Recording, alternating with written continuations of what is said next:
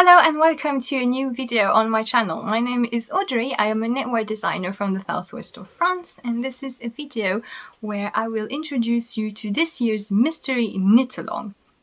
So in this video I will sort of sum up everything. What is a mystery knit-along if you're not aware, give you as much details as possible on the project without revealing the secrets, give you some advice on yarns and colors, etc. But if you want a more professionally put, clearer and categorized version of these explanations, everything is written in the pattern descriptions pages. So the pattern is available on Ravelry and Payhip, and you have links to this in the video description. So if you want this information written out for you, it will probably be much clearer than what I will do here in this video, so feel free to look at that as well. So what is a mystery knit-along if you're not aware? So it's a knit-along, so where a bunch of knitters gather to knit something in common, the same project or knitting something along the same theme. And in the case of a mystery knit-along, the pattern is secret. So there is a pattern that you can buy now, and when you buy it, you only get an introduction file, which is basically the information that I'm about to give you in this video. Then I will slowly send clues which reveal little bit by little bit the pattern instructions and the design itself. So it's a game to discover the design, and yeah, so if you are not into the mystery part of it, or if you're not sure totally that the pattern will be for you, please do wait until you see more of it. You will have plenty of time to figure out whether or not you like the design, and then there will be a full normal release in October. So this is mostly for the people who enjoy the mystery part of it and who want to participate. It's also not a race, so if you join the mystery knit-along once the first clue is there or in the middle of the clues, it's totally fine. You are very welcome, and you can just knit at your own rhythm and have fun discovering the clues, even if they're not at the right time where I send them. So if you want to participate in the mystery knit-along, could probably invent some sort of funny word here, but if you want to participate, you can join the Ravelry thread, where there is on my Ravelry forum, my Ravelry group, there is a thread dedicated to the knit-along. If you would like to talk with other people who are knitting it, maybe share your color choice and get some feedback if you're not sure about it. And you can also use the hashtag on Instagram, which is the hashtag ceramicmkal. So how to participate? The pattern is available for sale now. It is available on Ravelry and on Payhip. If you're buying it on Ravelry, you need to make sure that you are logged in into your Ravelry account when you make the purchase. This way, the pattern is already on your Ravelry library and you will receive the clues instantly. If you're buying the pattern on Payhip, when you make a purchase on Payhip, you have a little pop-up window that appears that asks you if you are willing to receive updates via email. Now, this is not a newsletter. This is to receive the actual pattern changes and updates. So for the mystery KAL, this is how it works. So you need to tick that box. And yeah, so some dates to remember. The first clue will be on August 26th. And then there will be 6 clues total, 1 every Friday. So that's how we go. And the full pattern will be published and revealed in the beginning of October, October 7. Since then, the pattern is at a reduced price. There is a promotion on the pattern. It's automatic. It's the price that you see on Ravelry. It's a little bit less than what it's going to be once the pattern is fully out. And for Payhip, there is, as usual, a discount. All the Payhip patterns are more affordable than on other platforms. And there's also a little plus, is that if you want to support me extra, you can change the price and add a little bit more than the base price for the pattern on Payhip. Let's see. Now, about the design itself. So I'm going to show you the Mystery Knit Along, the first that we ever did for 2020. This is the Page of Wands cowl. And this year's, the ceramic one, is going to be the same type of project. So this is a long tube cowl, as you can see, which you can wear. It's thick enough to be worn like this, or you can also twist it and wrap it twice around your neck. So the size of this year's Mystery Knit Along, the shape and everything, it is that. It is exactly the same. You start, messing up your hair, you start by provisionally casting on the stitches, then you knit a tube, because it's a tube, as you can see, it's double-sided. You knit around until the end, and then you graft the two ends together using a Kitchener stitch. If you hate Kitchener stitch, you can use a 3-needle bind-off, although this will leave a small seam because you have to do it from the right side of the cowl. Everything will be written in the pattern with video links to tutorials, video tutorials linked in the pattern. So that's it. That is what the project is. Now, about the style. This is a little bit different than the previous years. This Mystery Knit Along was about tarot cards, and last year's Mystery Knit Along was about elements. So I was creating symbols, so to say, and there was a little bit of a interpretation game as well. For this year's Mystery Knit Along, it's purely an aesthetical inspiration. The theme, which you will have guessed from the name, is ceramic tiles, or more specifically azulejos, which are the ornamental tiles that are found in Portugal, more specifically, and also Spain. So if I can try and just poke a little bit of the, without showing you the actual design, here it is. That's what it looks like. The colorwork is divided into clues, and each clue is like a frame. So there are 6 frames, and each of those frames is again split into smaller squares or rectangles. And within those rectangles, you have some motifs that are ornamental motifs, geometric, a little bit in arabesque forms, and yeah, they're pretty detailed motifs. It's pretty full looking colorwork. The overall look is very homogenic, like it's very uniform as a whole. And yeah, so that's kind of the style. You really need to picture the azulejos if you want to get a vibe for the actual motifs, what they can look like.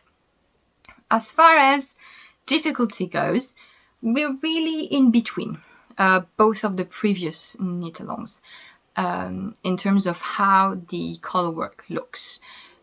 We have motifs that are medium-sized, but they're not repetitive. So it sort of makes it the easiest to knit because there are very, very little threads, floats to catch. It's very rare that you need to catch floats in this design. This was intentional.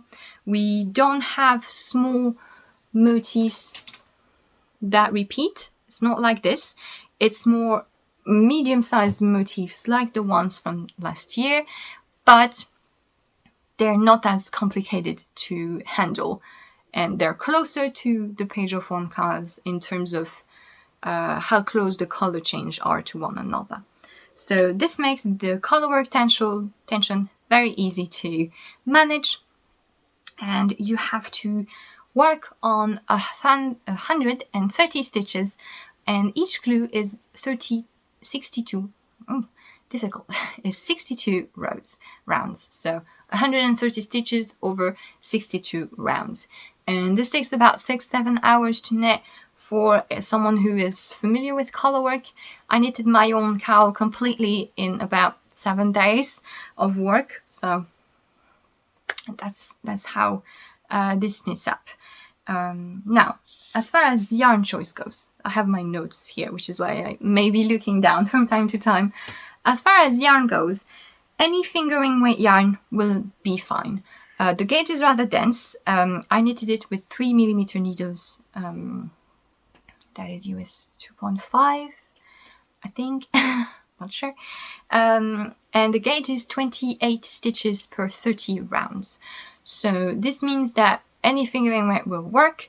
If you are a beginner in color work, or if you really want to have a classic look and an easy knitting experience, I recommend that you pick a yarn that is wool-based, sheep wool-based, and this will make your tension much easier to manage. And furthermore, if you really want the classic, easy color work experience, look for something that is non-superwash and woolen span. This is sort of like the tiers of typical idyllic color work yarn. But like I said, because this is the easiest color work and the tension will be easy to manage, you can pretty much use any fingering weight that you like if you're someone who prefers smoother yarns, or if you want something with a bit more drape, for example. Now, as far as colors, this designs is the one that is the most versatile in terms of color contrast. It will work extremely well with low contrast. So if you're someone who likes a more subtle color work, this will be very nice. The lines of the patterns are very thick. They're not very thick, but they're thick enough that you can use something with a little bit less contrast and it will still show very well. Of course, if you want something a little bit more traditional in the style of the ceramic tiles, you can do like me and choose something with a very, very sharp and dark contrast. It's always better to pick semi-solids or solid yarn colors. Everything that I'm saying here is really for people who just want to have no problem at all and that want a guaranteed good result. Of course, if you're more comfortable with color work, if you know what you like, if you want to play with speckles and variations, etc., it will work. But if you're looking for something easy and that will for sure work, solid colors are the best. I used this color as my background color. So the yarns that I used are Knitting for Olive Merino. This is the yarn that I use for my Mystery Knit Along. It's a pure merino light fingering weight. And this is the color Putty. It's a light cream, grayish cream. And this is the background color for most of the cowl. It is your main color, the color at the back of the cowl. You will need about 520 meters or 570 yards for this. Then, the color that forms the patterns, the contrast color for the entirety of the cowl, so for the whole cowl, this makes the motifs, is this navy blue. And for this, you will need 600 meters or 660 yards. So, these, you can stop there. I used a third color to have a little bit of something different. And this is Dusty Dove Blue. And it basically replaces this color from time to time. So this is a very minimal color touch. It's on a small part every other clue. It's not on all clues. And it will basically replace the background color. So most of the cowl is like this, background and patterning. And from time to time, it's like this, background and patterning. So that's it. That's how mine was knitted up. You can use, like I said, only 2 colors or however many you like, really. It's really easy to treat each clue separately. So if you want to choose the background color or the pattern color on each clue, you can do this. You can create a color block effect. And you can also change colors within the clues. So, like I said, in some of the clues, I replaced my background color with this. This is because on each frame, like I said, you have smaller parts. So it's really easy to see where you can change colors, and the pattern tells you if you would like to change colors within this clue, you can do so after that row, basically. And this is what I did to incorporate this color. And this means that you can pretty much wing it and use leftovers, and you will see that, okay, so this is one coherent motif. I can knit that in one color and then change to another for the rest of the clue. This will work really well. So yeah, that's it for some color ideas. Of course, don't hesitate to, if you have any doubt, to send picture of your color choice. If you would like some other people's feedback, you can use the Ravelry thread or the hashtag on Instagram, and I would be delighted to help and to give my opinion. Like I said, it's the easiest to use soft, different contracts, so feel free to do this if this is something that you really like personally. And yeah, if you have any questions, same, please don't hesitate to write. I will be happy to give any clarification if I wasn't complete enough in my descriptions. Like I said, the pattern is on a sale price until the end of the mystery knit along. So if you're not someone who likes the mystery part and you want to see the full design before purchasing the pattern, there is no rush. You will have plenty of opportunity to do so and to enjoy the release price as well. So basically, I have pictures of each of the clues, and when I will be releasing each clue, so starting from August 26th, if you want to see how the first clue looks, I can send you a picture. So you can send me a message on Instagram, Ravelry, or via email, and I will be very happy to just send you the picture of the clue so that you can get an idea of what the cowl will look like. And if you see the first clue, you will pretty much get the hang of what the overall style will be. And you can wait for further clues, and I will keep revealing myself also publicly the clues little by little. A week after they've gone to the knitters, I will post them on my Instagram stories, so you will have plenty of opportunity to see what the pattern looks like in case you're not into the mystery thing. But if you are, you can find all the links to the pattern to purchase it and to the Ravelry threads to chat with other knitters in the video description. So if you would like to participate, I would be very happy to have you here. And yeah, I hope that you enjoyed this video and that the theme for this year's Mystery Knit Along, you will enjoy it. And yeah, thank you so much for watching this video. I wish you a very happy rest of the day, and I will see you in September for a regular podcast episode. Bye!